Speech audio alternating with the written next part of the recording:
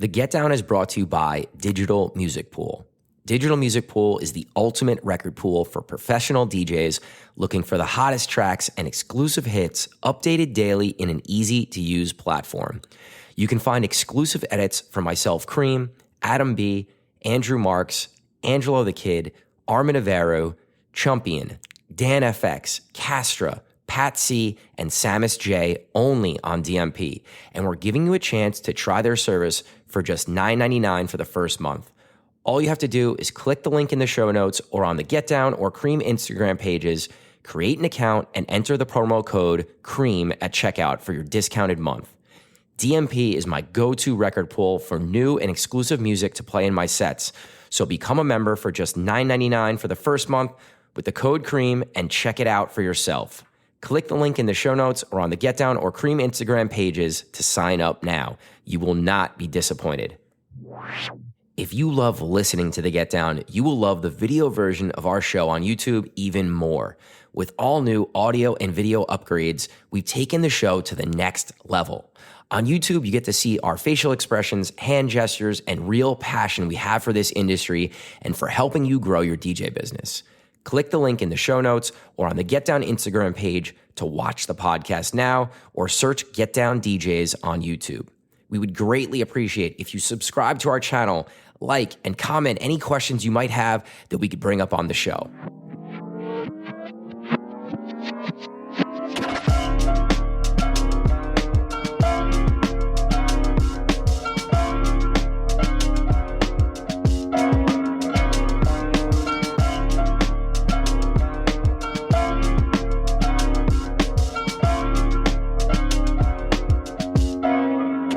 What's up, guys? Welcome to the 139th episode of The Get Down, brought to you by Digital Music Pool. Wow, stumbled out the gate here. My name is Cream. Gary Debbie here. What's up, man? Doing it. It's been a while since I messed up the intro, but I know, for real. Celebrated a birthday over the weekend. Happy birthday. Thank you, sir. Yes, it was a relatively light showing for my birthday. I feel like in years past, especially when I'm younger, I was using that birthday to like get those high-end bookings that I could get. Right. As all of you guys should do. Bring the fact that your birthday's on a certain date. Like if you're working on if you're a February baby right now, reach out to the venues that you either are really trying to get into or that you play once in a while that are high-end and be like, yo, it's my birthday this day. I can probably bring some people out to celebrate with me kind of thing. Yeah, I was going to say the likelihood of your friends coming out to celebrate is higher, definitely. The likelihood of anybody coming out to hang out while you're DJ is higher on your birthday. So it is a little value prop. Yeah. So like I played Birch on Friday, which I normally play on Saturdays. So that was a little bit different, but that was cool. I wanted to get out there and play a set. And then I actually took off Saturday to go to dinner with the fam and my girl and a couple people. I did have plans. I had tickets to go to Elro, but in like pure old man fashion, we had a super long dinner, had some drinks, had some wine, lots of food. I got home and was like, yeah, I don't think I'm making it out to Brooklyn. You told me that story and I was like, man, that's just typical. That's an amazing story. And that's why I wanted you to share that today because it's real funny. Because it is funny. You said it, like red wine and steak at dinner, and that's it. It's a wrap. Going home. Yeah. It just was what it was. We chalked it up as an L, and we're going to move forward. Our plan was to come on here and talk about Elro and what a cool experience and all the cool things that they do to create a vibe. They're selling an experience more so than they're selling the DJs that are on the lineup. Yes, there's dope DJs, producers on the lineup, but it's more about experiencing the Elro thing, you know? Right. So I wish I went to experience it. We considered going for like an hour, a couple hours. Like all we got to do was get there, right? Because once you're there, you're there. But it just didn't happen, unfortunately. Brooklyn is such a bitch from Jersey. I know that sounds ridiculous because it's not distance-wise, it's not so bad. But like driving out there, remember when we used to drive out there after the club back in the day, and it would take I felt like forever to get there. Yeah, I mean, I would say like those rooms? non-peak hours, late night, it's not so bad. We used to go to Pasha first, but then in Brooklyn, we used to go to Output. Right. That was the big one. But like TBA was another spot we would pop up to. Shemansky. Output was the main go-to. Yeah. Is that the Panther Room? Is that what it was called? That was one of the rooms. Yeah. That was a fantastic room. That was my favorite music was played in that room. Oh man. But yeah.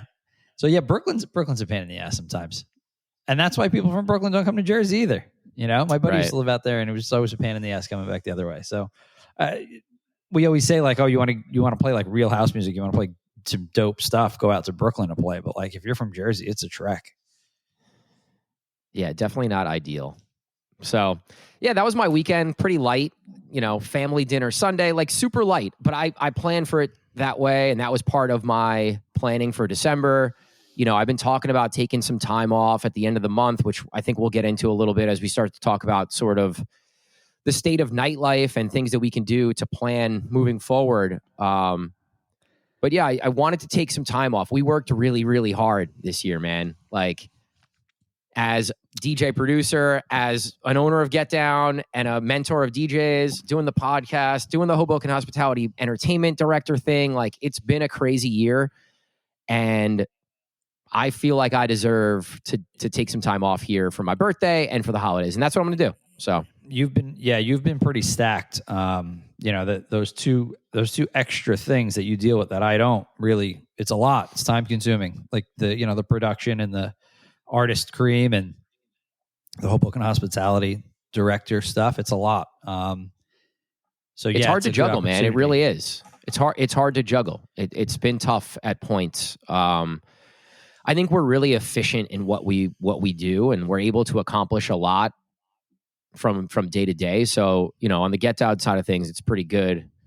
But it's a challenge, man. Like I want to be producing more music, guys, for sure. Like I want to be producing more music. It's one of the things that I really like to do, and I love putting out content and promoting content, but it's just been one of those things that's kind of fallen by the wayside a little bit.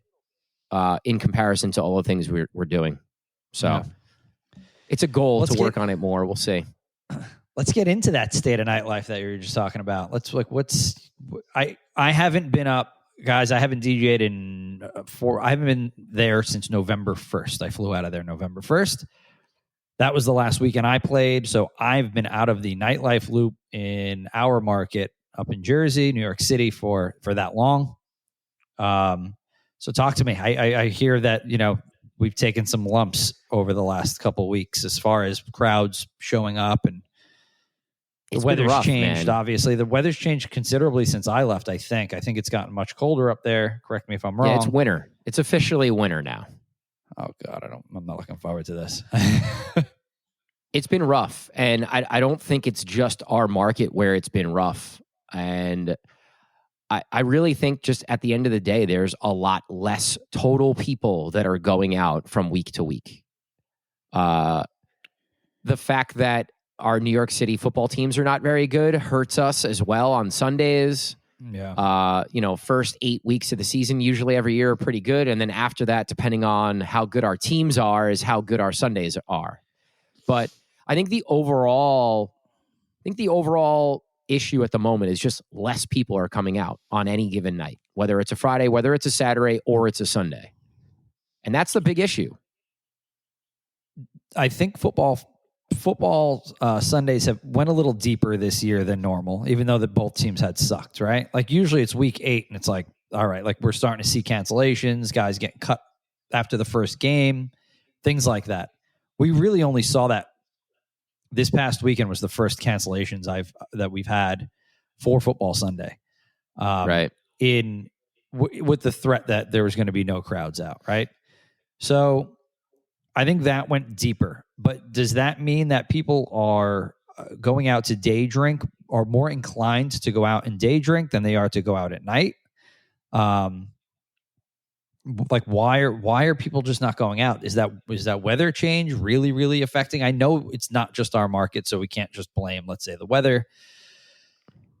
No, We've talked it's about it all time and markets, again. because I've been talking to a lot of DJs from other markets, and everybody's feeling the same pain.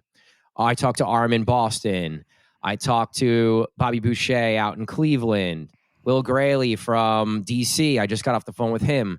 The guys in Philly, Smooth. Like, a lot of what I do behind the scenes is kind of trying to talk to other people booking DJs in other markets. And it's a similar story, I think, across the board, where there's less people out. And I don't think there's one particular reason. I think it's a handful of reasons, right? The cost of living right now is absolutely insane. Cost of renting, cost of homes.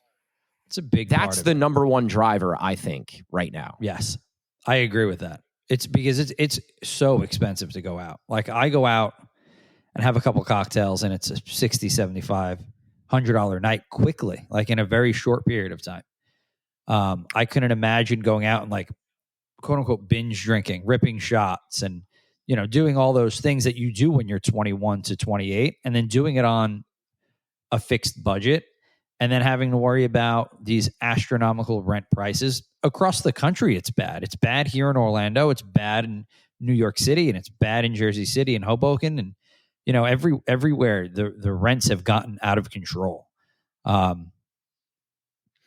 So I couldn't imagine at a younger age trying to, like, pedal, like we've said in episodes past, $12 for a high noon or $11 for a high noon, and then be able to pay your bills after that. It's almost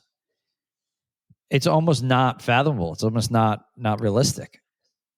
Yeah, the overall cost of all goods sold, right? So no matter what it is, food costs for restaurants, the price of alcohol, I'm sure, is more expensive. I just bought a Christmas tree yesterday. The exact same Christmas tree I bought last year was it was $40 more expensive this year. Same place, Jesus. Same size tree, same style of a tree, $40 more this year. So all of those higher costs of goods and services and things are also, the venues are feeling that too, and they're passing off some of that cost to the end consumer. And that's why we're seeing, $12 high noons and $20 vodka sodas. And that's not just in the nightclubs. That's in your regular bars too. I've seen the TikToks and the videos and the complaints from customers of our local bars that aren't booking like top end DJ talent, that don't have the best sound, that don't have the best anything. Great spots, good experience, $20+ for a vodka soda.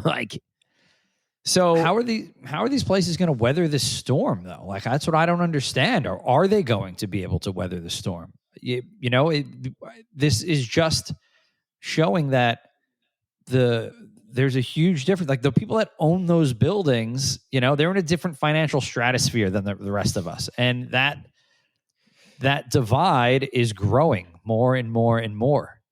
Like, do bigger spots start to go away because you just can't afford those big rents? And those places are just going to turn into apartments and things like that, like we've seen in years past. We saw it happen in the early 2000s, where a lot of major nightclubs went away.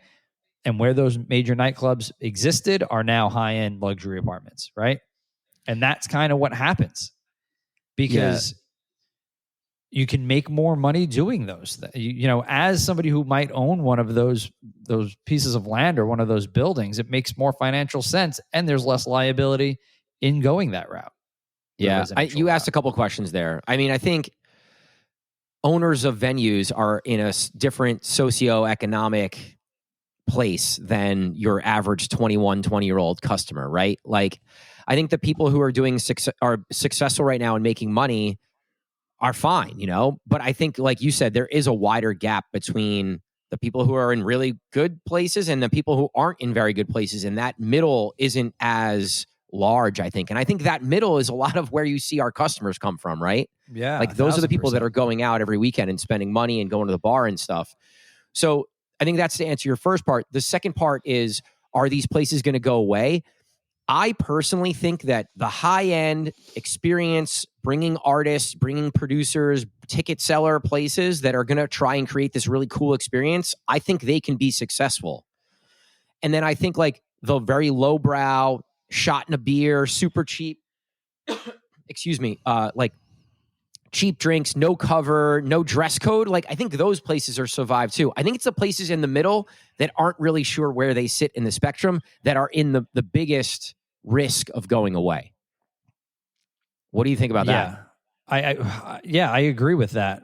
But it's I think those middle places that don't know where they're at. That's we've talked about this time and again. It's an identity issue, and you have to establish your identity and what you want to be, and you're either going to step it up and you're going to create more of an experience for your customer to bring them back time and again. You're going to lower your prices, maybe. You have to kind of think about all these aspects. What's going to bring people through the door and keep them as repeat customers, right? And charging $20 for a vodka soda is not it. That's just not it. Like that, you're not. People are not going back to that place. I mean, I can tell you right now, there's a spot down here that I would go to often, and I went back like 2 or 3 times. Actually, you and I, we went and had a drink over at that bar over here, and the one time I ordered like a Manhattan, it was like $25, and I'm like, I'm never going back to this bar again. That's too fucking much money. Like there are way too many other options, and I think sometimes I think bar ownership gets caught up in, well, my rent is X amount of dollars. So, and this is the experience I'm trying to portray. So this is how much my cocktail has to be. Well, you're steering away customers. Like, at least have like a really good happy hour, or like to provide something else, Yeah. I'm just thinking of way too many places that, management isn't present to be, shaking hands with all the people that walk in the place, or, providing that like homey experience, and you're charging all this money and you're not getting anything out of it. I think the days of just opening your doors and, selling, just selling food and drink, I think those days are gone. It's providing experience. Everybody looks at Yelp reviews and Google reviews and all that stuff, and you have to set yourself apart. If you don't set yourself apart, like, people are just not going to show up. Right. You brought up experience and, good hospitality, and we've hammered those points home so much on this podcast, but I do think that is so important. And it's the same thing, right? Those places that are focused on high-end experience, right? Think about what people are spending their money on. $800, $1,000 Drake tickets and Taylor Swift tickets and Beyonce, and going to the Mirage, right, to go see John Summit or Chris Lake. Like, people are willing to spend up to go and experience these once in a quarter type things, right? Or like experience artists that they really enjoy seeing. They're willing to spend that money. Those people aren't going out Friday, Saturday, Sunday. They're picking one day and one experience to go do. So they're going to pick the option that's most intriguing to them. And going to your run-of-the-mill bar to buy a $20 vodka soda is not, that's on the low end of the totem pole, right? Like, is it go spend $200 to go have a night out at your average venue in New York City, right? Or Hoboken, or whatever market you're in, or spend $200 on a ticket to go see Chris Lake at the Mirage? Like, that's an easy decision to me, no? And I think people are just smartening up to that, and they're telling venues and they're telling our market what they want. They want experience. They don't want the $20 vodka soda that they can make in their apartment for $1. Like, yeah, I'm thinking about an experience that we both just had at a pretty high end restaurant, and it was an experience. It wasn't just going to dinner, right? Like, there was presentation.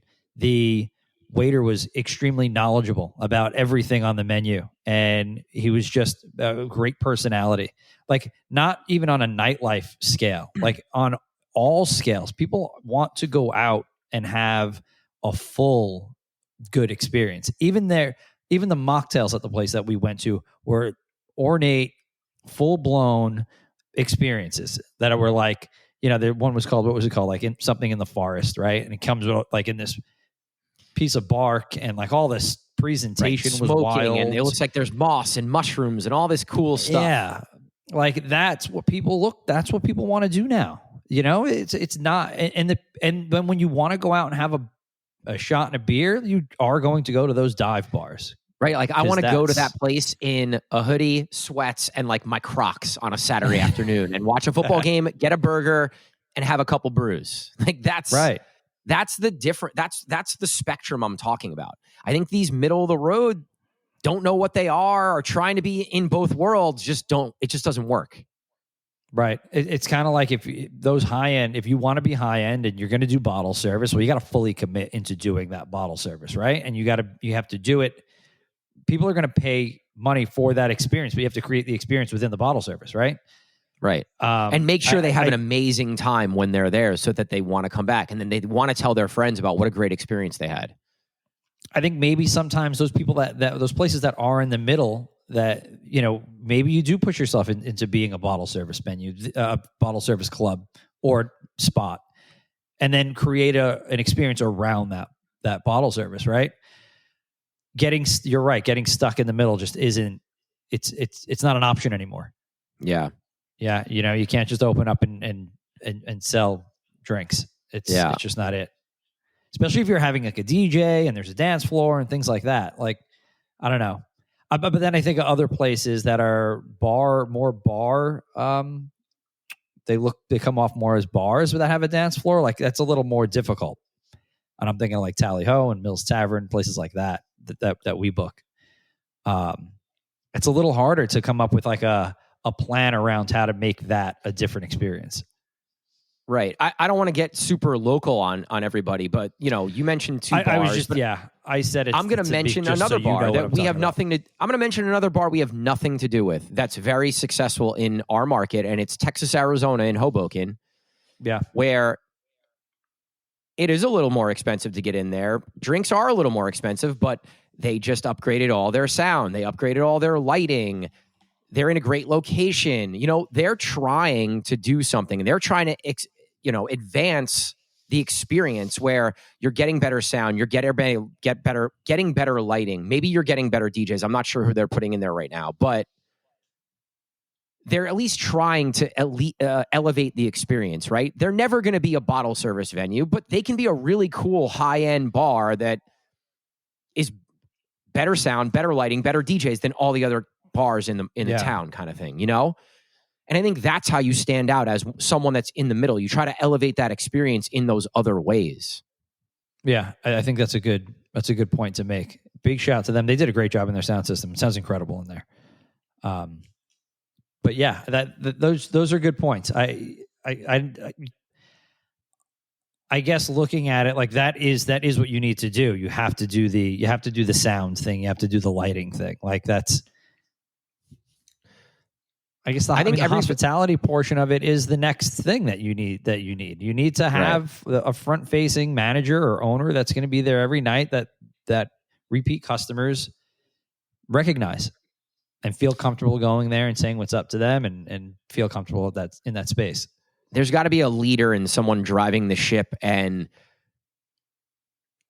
explaining to staff and customers why all these different things are important, right? And why the customer experience is so important. And I think all these venue owners just need to understand, hey, there's less people coming out, period. That's like, we all know that's true. How do we capture the people that are coming out? And that's the question that every owner should be having with their managers and their staff right now, if they want to survive the winter, because literally that's how I look at it. Like, to me, there are going to be venues that aren't here by April for sure.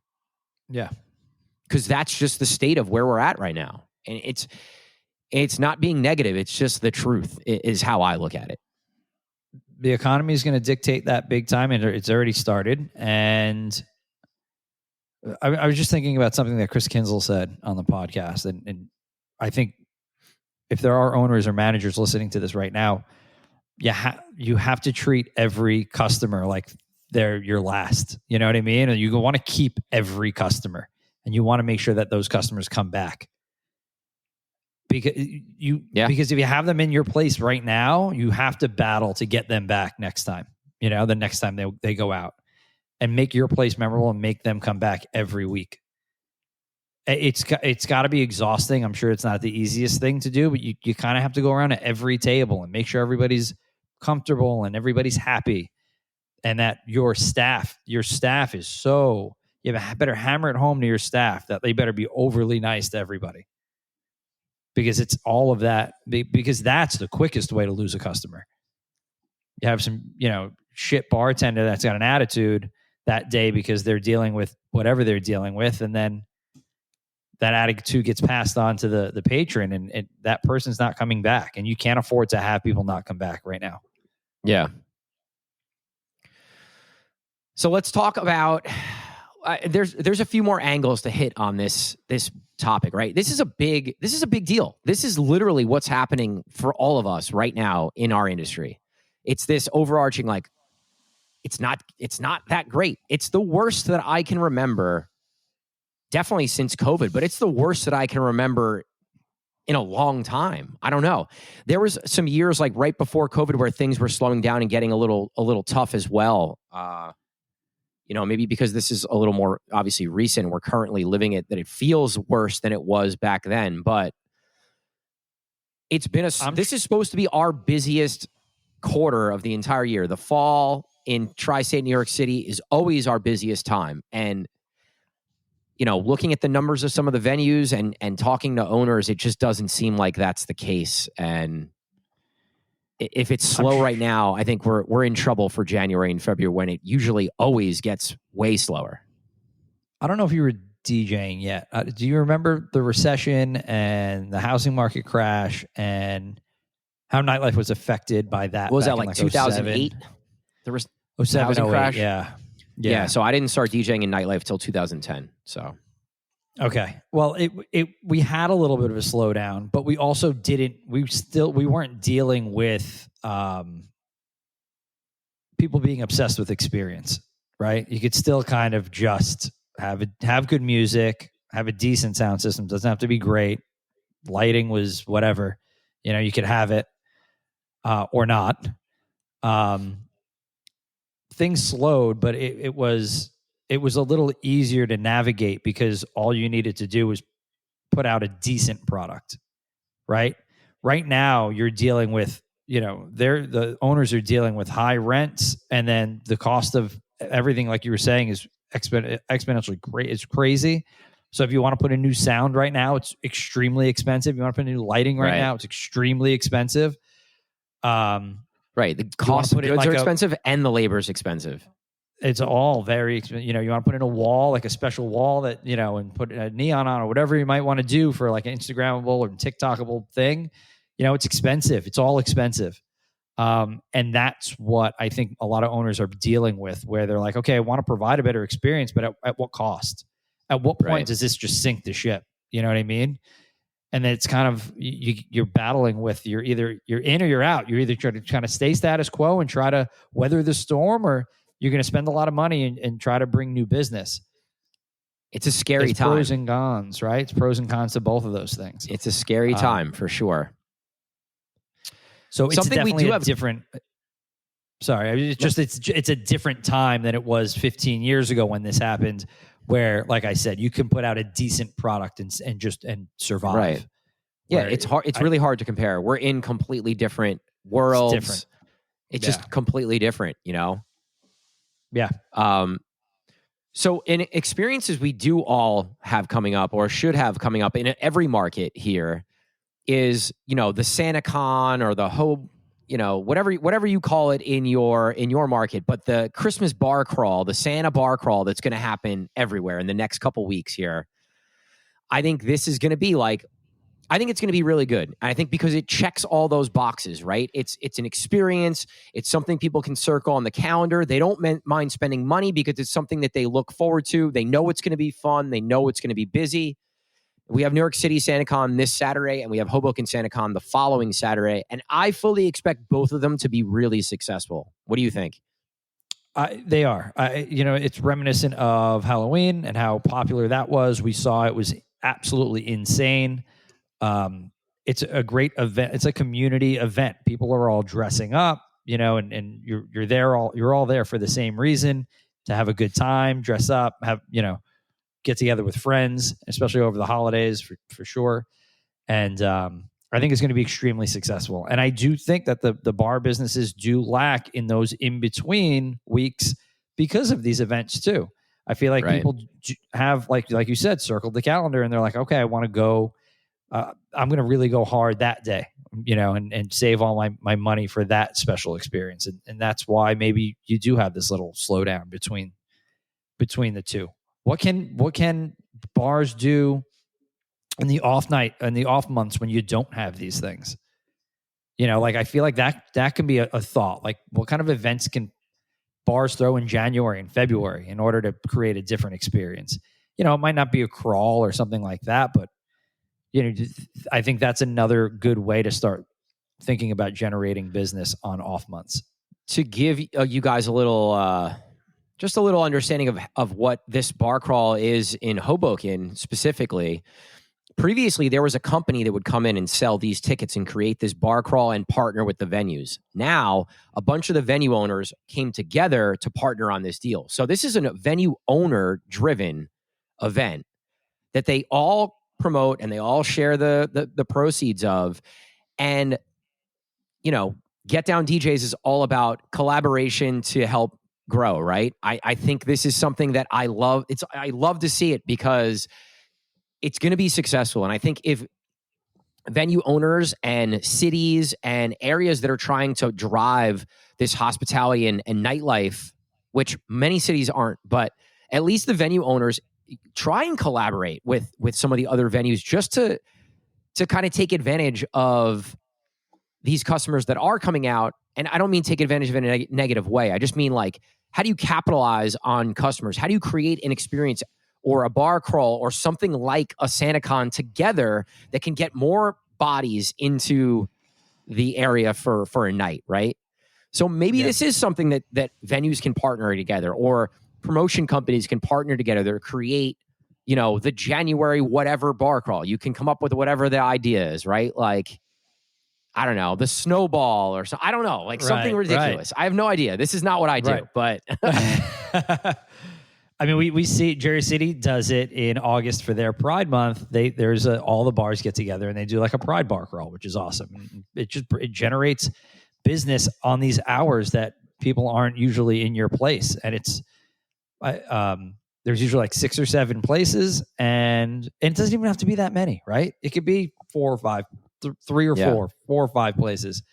And it can be for a charity, or it can be for whatever it might be. And it's themed, and people walk around and they have fun with it. And you can do this. It doesn't need to be Halloween. It doesn't need to be Christmas. You could do this. It doesn't have to be every month. You can do it every other month, all year long. Yeah. Another idea I just had, and football, right? NFL and college playoff and all that stuff is now happening here in January, and the Super Bowl in early February. Maybe as a venue, you go all in on a day event, right? Around the NFL playoffs. Maybe Wicked Wolf in Hoboken is a big sports bar, nightlife venue. Their Sundays are the best around. They just had Tommy DeVito, the quarterback of the Giants, to host on his bye week, right? Tommy DeVito is like talk of the town, Jersey born, throwing the the Italian hand gesture out. That's his celebration. It's like it connects with this Italian American Jersey thing, right? Yeah. Wicked Wolf had a great Saturday night that night. Sold tables, had reservations, they did cover. That's an experience, right? Something different. People circle the calendar. They want to go experience that. I think those are the things that venues and bookers and promoters and managers need to think about. Just think outside the box is really all. What can all of our DJs who are listening do to survive through this time, to combat the slower months, to make it through to the spring, which is what many times we're trying to do, right? And this can go to the DJ that's maybe playing 5-6 nights a month, not fully booked out too. I think thinking about some of these things and maybe bringing some of these, bringing ideas to management and bringing ideas to ownership that, hey, maybe we can try and do this. And not to say that you need to turn yourself into a promoter, but unfortunately, sometimes you have to start to make suggestions in order to further kind of your worth in the place. You need to show your value. Why are you important? Why do they need to work with you? Right. That's how you guys need to be thinking. What can I do to show value to the places that I work at? However that is. Maybe it's making flyers. Maybe it's selling tables or bringing friends and making sure that, your venue knows you're bringing friends. Setting up open bars. Like you said, coming to the table with some ideas and some outside the box things that the venue can try. All of those things will further ingrain you with a venue and with a venue owner so that if things do get slow or if DJ nights start to get cut, your night is way less likely to get cut. Right. We've done this with venues in the past where we were seeing slow weekends and slow nights, and it was like, well, all right, well, we have to start to show a little worth here, or else we're going to be shown the door. And what happens then is that you buy yourself some time, number one. And number two, on those nights where it is super slow and the manager might want to come over and cut you, well, maybe he thinks about not cutting you because he's like, well, you know what? At least Cream came to the table with these ideas and he brought a table or two out. They're hanging out tonight. I'm not going to cut him tonight. You can't just show up to work during these slow months and slow weeks. You can't just show up and open your laptop and that's it and think that you're valued and you can't be replaced. We're all replaceable at the end of the day. We say this time and again. We're all replaceable. Doesn't matter who you are, you're replaceable. Be the greatest fucking DJ that the place has ever seen. But if there's nobody in the room to DJ for, who cares? Yeah. So you have to show up and bring some value to the table. And it's all of those things. It's ideas. It's having a great set. It's being personable with the patrons and the people that work there and the manager and the owner and just everything. It's the whole package, and you really have to step up now. You know what another one is that's super under the radar that is very easy? Go clean the DJ booth. Go in early before your set. Go in on an off night. Bring some cleaning products and literally take everything apart, wrap unused wires, put them in a box, clean all the equipment, clean the DJ booth table, and make sure your owner knows that you're doing this stuff, right? That's such a little tiny thing that takes nothing but effort on your part, but will ingrain you with your owner and your venue and your manager because you're going out of your way to do something to help the venue that's good for everybody involved. And that's just like the way that we all need to be thinking as far as how to ingrain ourselves with our venues.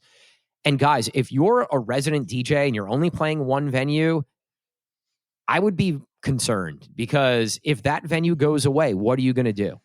So a couple things. I would probably start trying to create some other relationships at some other venues if you don't have them already. Number two, have some conversations with managers and if you have a tight relationship with the owner about how the venue's doing. So that if the venue's not doing very well, you can start planning ahead. I think a lot of times we know when a venue's not doing very well, right? Yeah. Your DJ nights slow down, staff starts complaining, bartenders complain about not making money. And if you're hearing all these things and you're seeing these signs, it might be time to start trying to branch out and get involved with another venue that's doing well or doing better. Yeah, it's a scary time January is always a scary time of year. No matter who you are or where you're at or what the climate is, it's a little more negative this year than probably has been in the past. It's always scary because there's always less gigs. You're making less money than you were in September and October, 1,000%.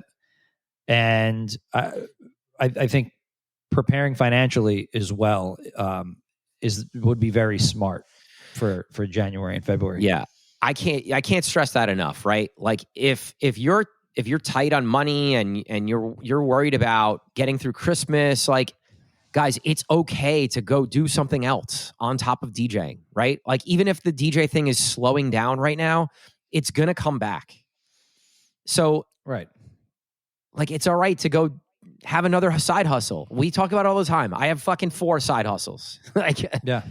And I'll have 4 side hustles for my entire life unless I fucking no matter what, honestly. Like it's just who I am as a person. I just like to be busy and I like having my hands in a lot of different things. But I don't know if we talked about this in September and October, but like that is the time where you need to put that extra money that you make, you got to put that away for January and February. If DJing is your main gig and that's the way you make money.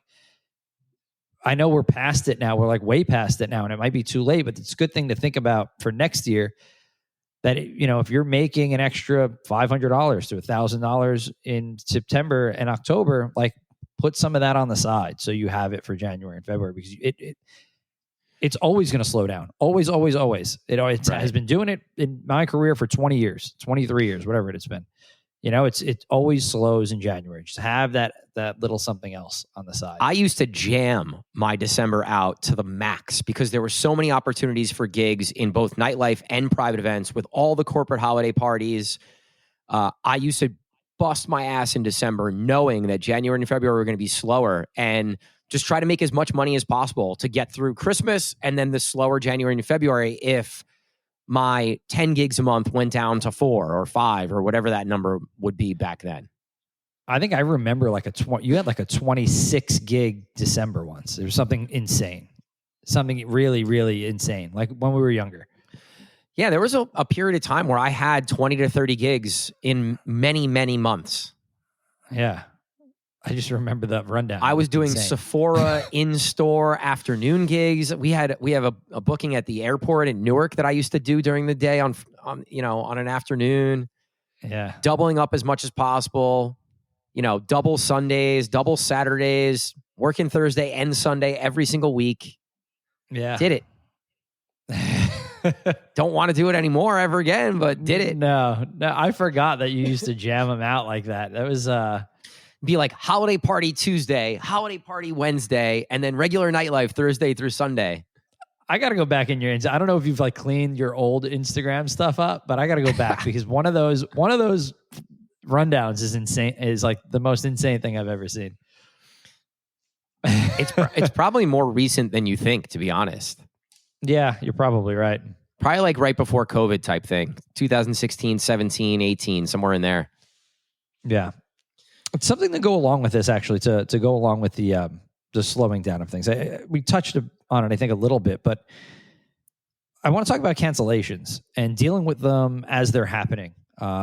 Whether you're getting canceled while you're DJing, because that happened to one of our guys 2 weeks ago, or you get canceled an hour before your gig. That happened to one of our guys this week. Number one question would be, can you get ahead of it? Because we go back and forth with this all the time. We're like, okay, we know this Sunday's going to be dead, but we don't want to reach out to the owner and say, hey, I think it's going to be dead, and then take the money out of your pocket, right? You don't want to do that. You don't want to voluntarily do that. Definitely not. Because you're giving them an opening to cancel the DJ. Right. Whether it's yourself or someone else. So if you're quote unquote getting ahead of it, that's not the way to do it. No. I think the getting ahead of it is the prepare yourself mentally, financially, that, hey, this time of year, there's a chance that this gig doesn't go through. And I'm talking about extra money gigs usually, meaning Sunday afternoons, maybe if you do a Thursday or Friday happy hour, like those are the ones that go away first. Those gigs go away first. The Friday and Saturday night gigs usually don't move too much, right? Percentage wise. Right. It's the happy hour gig on Friday. It's the Sunday football gig the local team's absolutely below. And, I don't know if it's going to be very good here today. Those are the gigs that you need to think about. The brunch gigs on Saturday afternoon that maybe brunch has slowed up in the last month. Those are the ones you have to be like, okay, well, I have to be ready for the venue to cancel me for this. And can I financially sustain that? Right. And I think that's the way you get ahead of it. Now, you can have a conversation around cancellation fees too. If you showed up to work, you should get paid half at least. I don't care if you DJ'd for an hour. I think you should get paid half. You blocked out that time to not get booked somewhere else instead of another booking. Right. So you took that booking and you held that time for that venue, so you should get paid at least half. If you get canceled an hour before, how do you go about that? What is that discussion look like with the owner in your eyes? If you get it canceled an hour before, you're going to tell them that, listen, I'm on my way. I already left my house. I'm on my way to the gig, kind of thing. It's really hard, man. It comes down to a couple things, right? Is this a relationship that you value? Is this the place that you work at regularly and want to continue working at? If that's the case, you say, listen, man, it sucks that you're canceling me an hour before. I'm already on my way. Like, in the future, can we have a little bit of a heads up? And, next time I'm going to have to charge a cancellation fee, kind of thing. I think that's a good way to handle it. If it's someone that you want to continue working with, if you're just booking gigs and you're like, well, I don't really work with these people and they're canceling me, like, I'd be like, no, I'm on my way. Like, I blocked this time out to work this event, and I want to work the event, or I want to get paid for my time. I could have booked something else and made the same amount of money. So you're taking money out of my pocket. I think no matter what, you need to explain, like, you're taking money out of my pocket because I could have booked something else. Right. There's a nice way to do that. And you have to figure out the words of how to do that. Normally you just say something like, I value our relationship. I appreciate all the bookings over the years. This kind of sucks because I could have booked something else and made my money. It's Christmas time. I'm trying to save money to whatever, whatever's happening in your life and how you explain it. I think explaining to them that, like, this hurts and I need that money because I plan on having that money when I say yes to the gig with you. Right. And when I don't have it, it's not fair. And I think a lot of times the owners look at it like, well, we work with this person a lot, so you need to understand. But I don't believe in that personally. It's sticky. It's a sticky situation, and it's easy to get pissed off about it from Jump Street, right? As soon as you're getting canceled or you're getting that text message or phone call that says, hey, we're not going to be so busy. It always starts like that. We're not going to be so busy today. So it's coming. I think you need to check your emotions, number one, because that can get you in trouble quickly. You don't want to react in a negative way. And all the things that you said are the things that you need to have in your back pocket when responding to the person who's canceling you. Right. So it's, I appreciate the bookings. It's being appreciative of the relationship that you've had, if you've had a relationship with this booker or manager, and, spinning that positively and then explaining why it's hurting you financially. Right. I think it's I've been in situations where guys get like heated off the jump, and you understand it because it's, in some cases a lot of money, and it can change the trajectory of your month financially, whether that's making rent or whatever it might be. And then I think the ownership will think twice about canceling you the next time. Yeah. Or get ahead of it more than an hour, maybe a week, maybe 2 weeks, this way that you can then go possibly get another booking. Right. So another thing, that's a big part of it too. Another thing you could do is like, hey, I'll accept this cancellation. It still sucks for all the reasons why we just explained, but can you throw me an extra booking next month? Like in a slow January, and maybe you can fill out your calendar in one of these slower months in January and February with an extra booking somewhere. If you're canceled, you want to try and recoup that booking somehow. So if you're booked twice a month, every month, try and get a third for the next month or one of the next couple months. I think that's another way. This happens on the high end too, Gary. Like, the weather's bad and we want to cancel a big headliner at a venue. And it's like, hey, listen, like, I'm sorry, but the weather's shit. All of our tables canceled. Like, we have to cancel you. And if there's no contract, it is what it is. And again, you hope that the venue tries and makes it up to you in another way, whether it's a higher rate the next time, whether it's double bookings. But if you want to keep that relationship, you just kind of have to go with it and make it work. Agreed. All right. Let's transition into let's get a little tech talk going, because we don't do this ever on this show. I know you and I aren't always on top of on top of the tech, but right, we're not the most tech guys in the DJ world, that's for sure. No, but something that's real basic that we all have used for many, many, many years is like Serato's update just came out, right? And now I know, like, I know you won't, and I'm going to let you talk about it. You won't switch over to this update until a certain point. Yeah, no chance. And I'll let you talk about why, for obvious reasons. But I just think it'll be a fun conversation. And then I want to talk about some of the features that have come along with this Serato update, which I'm actually looking forward to. But tell us why you won't switch right over to this new update on Serato software. Serato generally does a pretty good job of saying, hey, DJs, it's safe to make the jump kind of thing, or it's safe to use this on this OS. Any conversation we have with Serato updates, it kind of goes hand in hand with the Mac OS updates. Right. And personally, just like anything else, I kind of like when new tech comes out, I kind of like to let the kinks and the bugs get worked out over a period of time before I move to the newest version. And I do think it's important to be on newer versions. I don't think I need to be the first guy to do it. Like I want to give it 3 months or 6 months for, like I said, the kinks get worked out so that I don't have a dropout in an important, huge gig where there's 2,000 people in front of me. Like I can't have that as a DJ. Right. And I think, like I said, Serato does a really good job. They understand, like, we can't put something out if there's going to be dropouts and issues for our DJs, because that's the worst possible thing that can happen during a set is the music shut off. Yep. So, yeah, so I'm not moving to the newer version for a bit. Like 3.1 came out. I'll probably move when like 3.2 or 3 comes out to 3.0 type thing. Yeah. Especially when you go from like a round number to the next round number. If you're going from 3.1 to 3.11, like, sure, that's fine. The major changes already happened.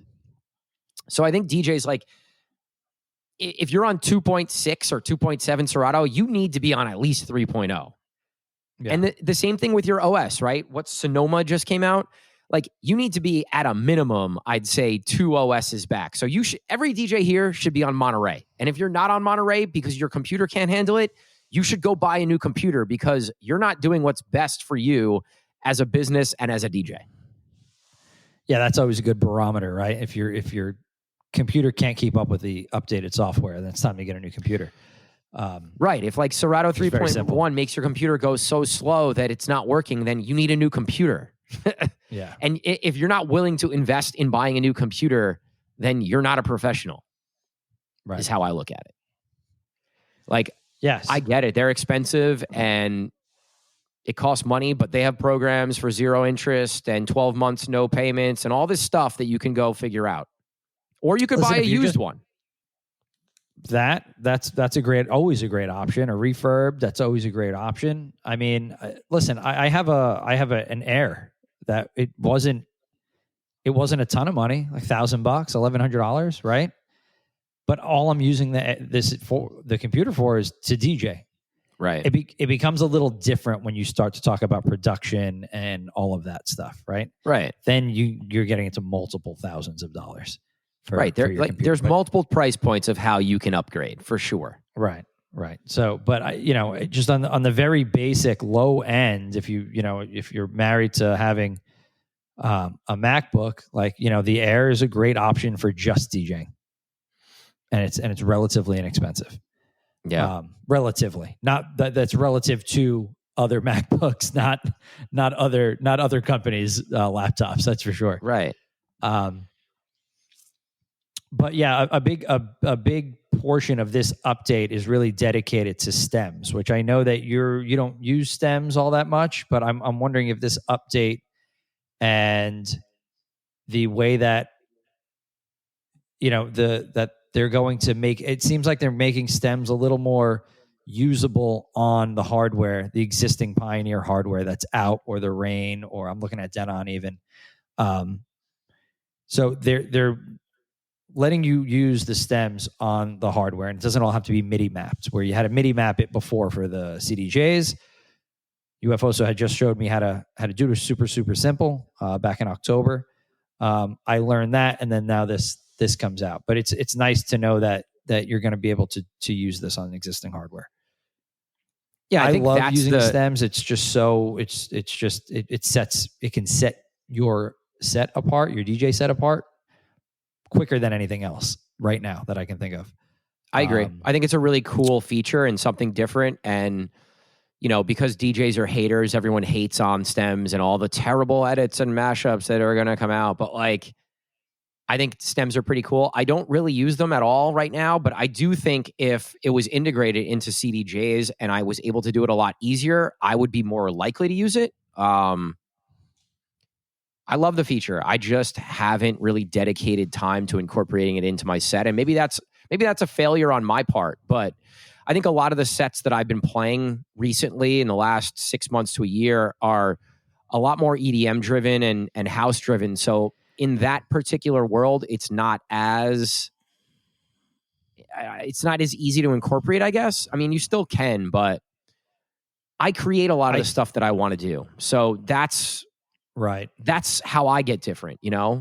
I make stuff that's unique just for me, and that's how I separate myself. But I think stems is such a cool way to become unique and get creative on the fly and set yourself apart for sure. It's kind of interesting that you said that. Like, I feel like if I was playing like minimal house or like progressive, like more progressive house, like I feel like I would really utilize stems in a big way. I mean, just because just do it with the EQ though, no? You can, but to me it sounds cleaner because you can it replaces the having to drop the mids out or whatever it might be that you're doing. I don't know. It seems like a whole new track when you're doing it with stems, as opposed to you're kind of just filtering it almost in a way when you're dropping it on the EQ, right? And that's kind of whenever I'm doing anything with stems, that's what I like about it, the almost cleanliness of it. Yeah, I mean, I think if DJs are using acapellas, like house DJs or EDM DJs are using acapellas, like they already have the acapella kind of thing, and they're planning doing that type of stuff. So I don't know. I can see both sides of it for sure. I mean, that's mainly what this update's all about. It's all about the supported the OSAs, the official Serato accessories, and having they're just supporting the stems on those accessories. So wait, are they the hardware? So if the CDJs are supporting the stems, how does that work? Because there's no stem button on the CDJs, right? They're going to drop new CDJs that have the stem button essentially. Well, so for example, the CDJ 3000 is supported, the 2000 NXS, 2000 NXS2, and the 3000. Right, but is there like a button on the CDJs that you can hit? So it is like replace pad mode. So that's what I guess anything with pads you can you used to have to MIDI map the stems to the pad. Well, you don't have to MIDI map it anymore. You could do it. You can I think you could do it right within the Serato software. But the MIDI mapping was so easy. But I could see where people hear MIDI mapping and they think it's like some big intricate thing, and it's not so bad. People are going to shut down immediately. Right. And that's why. So they have this, what is it? Open DJ Pro 3.1, launch Serato, replace pad mode. Navigate the settings and select replace pad mode with stems to activate this feature on your OSA device. So I guess like the cue points that we all use, like the hot cues, you can replace those with stems. That's cool. So, yeah. I don't know. It'll be interesting to mess around with and see what it's like. See if it makes life actually easier, and I'm sure it will, because you saw me like when I was doing it at the event that we had, like having to keep scrolling up to the top of the screen to hit whatever stem I wanted to cut out. Yeah, I mean, I think the simple solution is going to be there's going to be stem buttons directly on all the hardware moving forward, and that's going to be an easy way for Pioneer to sell a new product. That to me would be the easiest. And this is just setting them up for that, where like here's a solution for right now until we come out with the hardware, the CDJs that have the buttons to just drop the stems, which will be really cool. Well, look at the FLX10. They have it, right? That came out that has the stem buttons right on it. And I love using it, but that's why I love using it, because I have access to the stem buttons right there on my hardware. I know that controller is not popular by any means with any of our DJs. Nobody likes to use it, but I do like it for that feature. It is a little plasticky. That it's not the most. It doesn't feel like the most sturdy thing in the world. But I think that was a step for them to introduce the stem buttons. Yeah. On hardware isn't it on immediately. The Opus? Like isn't the Opus the big one? Like the better version of that? It's probably on the Opus. Yeah, I haven't used the Opus. I mean, I haven't even seen the Opus, to be honest, like in person. No, me either. But that FLX is it's not. They're going to come out with something that is updated. That's going to be a little more sturdy than that. I think that was a little bit of a rush job that they introduced stems and then Pioneer needed to come up with something to put it on hardware, and that's what they did. But anyway, I don't know. I'm excited about it. I like you said, I probably won't switch over to Serato 3.1 for a little bit, just in case, but eventually. Yeah, I'm going to hold off for a bit. I think now that the big thing for me is I'm on Monterey, so I'm now 2 behind on the OS. I'll probably upgrade my OS to, what's the next one? I don't even know. I just looked it up and I forgot. But it's Sonoma, Ventura, and then Monterey. So I'll probably go from Monterey to Ventura now that Sonoma's out, and I'll go from 3.0 to 3.1 in the next couple months once we hopefully don't hear disaster stories from DJs about dropouts. And if there are disaster stories, we'll talk about it next time on the pod. Sure. All right, cool. Couple things. Gary's going to be in town. As of this podcast, when you hear it, he's up here for a couple weeks. So local DJs, you want to come check out Gary, link up with him. He'll be around for the next couple weeks. We have our Beats Bartenders and Brushes, our B3 event next Wednesday. So that's December 13th, Mills Tavern, Hoboken. This is a ticketed event. So you could either get a free ticket to general admission, or if you want to DJ and jump on the open decks, there's a separate ticket for you as someone who wants to DJ. These events are awesome, guys. Yeah, UFOso is our featured DJ next month. I'm super excited. We were talking yesterday about his set. I told him, don't give me any ideas of what you're doing, because I just want to experience it as someone in the crowd, as a fan. I played a set with him. Haven't really played any sets with him prior to Halloween. It was impressive. UFOso is a great DJ. You want to watch somebody use all of the hardware and software and do it during every song. He's a great person to watch. It's just very entertaining. So come out and check him out. That's going to be a fun time. For sure. Actually, one other thing. Get Down Radio with Two-Face just released this week. If you want to go check that out, SoundCloud, Apple Music, Spotify, all those places, Get Down Radio. Please check that out. And guys, follow us on all our platforms. If you haven't gone and checked us out on YouTube, go watch us on YouTube. Throw us a subscription, a subscribe. We need to build that audience a little more. So we would appreciate that if you guys would go check us out on YouTube and throw us a subscribe over there. Yeah. So thank you guys for listening to this episode. We will catch you guys next week. Peace. Later, guys. Peace. Thanks for listening to the Get Down podcast. If you enjoy our show and find the topics entertaining or helpful in any way, we would greatly appreciate if you could subscribe, rate, and review our podcast wherever you listen to it. We want to help more DJs, and subscribing, rating, and reviewing the show is the best way for us to do that. We appreciate all the love so far. Thanks for listening, guys.